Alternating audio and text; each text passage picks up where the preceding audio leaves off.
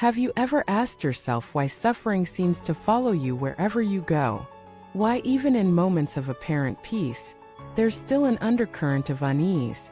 Have you ever wondered why, despite your efforts to be happy, something always feels incomplete?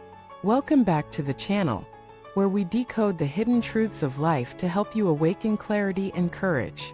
Today we explore a question that echoes through every human soul: why does pain cling so tightly? And how can we truly break free? Let us start with an uncomfortable truth: most people live their entire lives trying to avoid pain.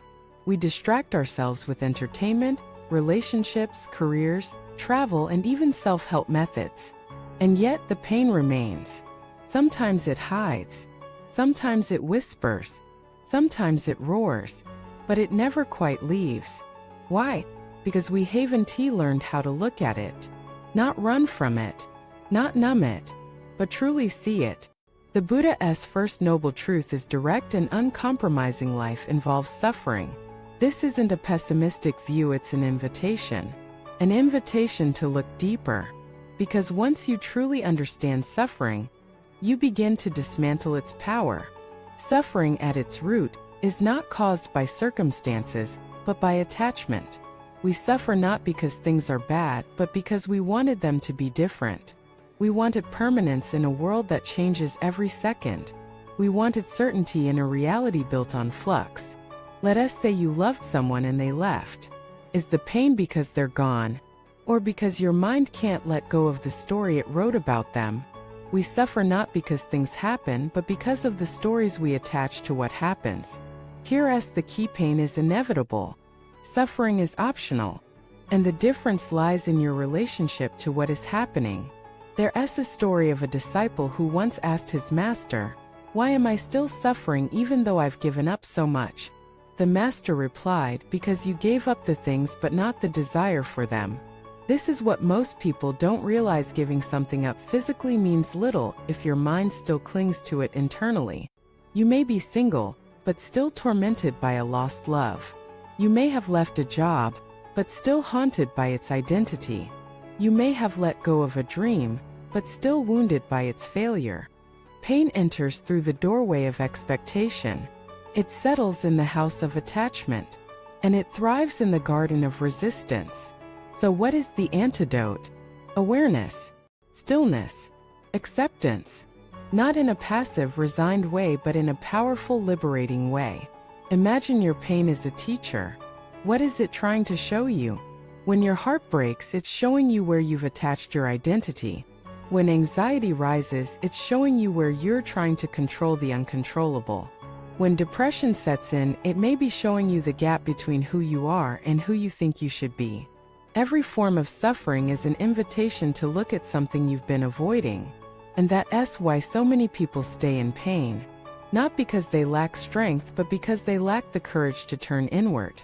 Let me be clear: this is not about blaming yourself for suffering. It's about reclaiming your power in the face of it. You're not suffering because you're broken. You're suffering because you're human and you've been trained to look outside for what only exists inside. We've been sold the myth that happiness comes from acquiring things: status, wealth, relationships, experiences.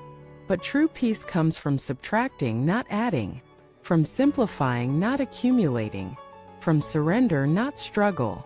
Let us say you lose something important. Your instinct is to resist. To say, "This shouldn't be happening." But resistance creates tension. Acceptance, on the other hand, allows peace to emerge. Acceptance doesn't mean you like what happened. It means you stop fighting what already is. And in that surrender, suffering loses its grip. Take, for instance, the concept of impermanence. Everything is changing. Your body, your relationships, your emotions, even your beliefs. The mistake we make is trying to hold on to what is designed to pass. We think letting go is weakness, but it's the ultimate strength. It means you've stopped trying to control what was never in your hands to begin with. That job that didn't work out, maybe it was redirecting you. That person who left, maybe they were never meant to stay. That dream that crumbled, maybe it made space for something more authentic to emerge. And that is wisdom. seeing that suffering isn't punishment, it's guidance. You might be wondering, how do I begin this transformation? Start by being present. The next time pain arises, don't run. Don't label. Don't fix. Just feel it. Watch it. Let it speak. Let it burn. And then watch it fade. Because all emotions are temporary, even the ones that feel eternal. Practice mindfulness, not as a trendy tool but as a sacred way of living. Observe your breath. Observe your thoughts. Observe your triggers. Become intimate with your inner world. Because until you know what drives you, you'll be a slave to it. Meditate, not to escape but to meet yourself. To sit in silence and learn to be okay with your own company. To discover that beneath the chaos, there is calm. Beneath the fear, there is peace. And above all, question your thoughts. Not all thoughts are true. In fact, most aren't. They're patterns, habits, echoes of past wounds. Just because your mind says you're unlovable doesn't mean it's true. Just because it says life is unfair doesn't mean you're doomed.